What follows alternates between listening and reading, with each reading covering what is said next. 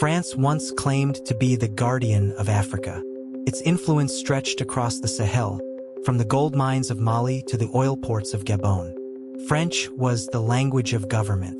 The CFA franc controlled entire economies, and French soldiers patrolled African soil.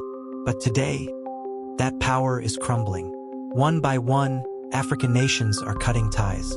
A silent revolution is turning into a loud rejection. This is the story of how France is losing Africa.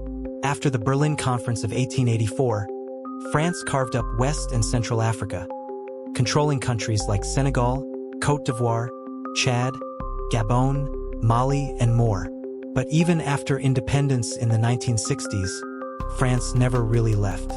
It created Françafrique, a system of behind-the-scenes control through puppet regimes, military presence, and economic domination.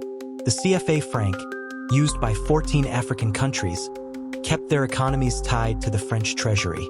In many African capitals, French advisors were more powerful than local ministers.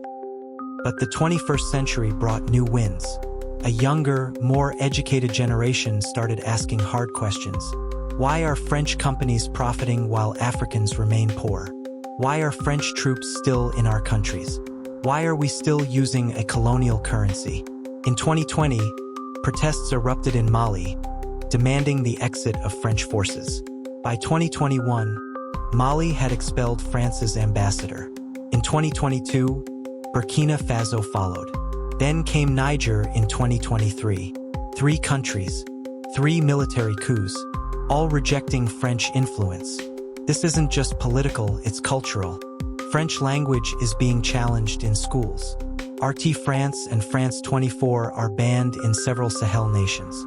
Statues of colonial generals are being toppled.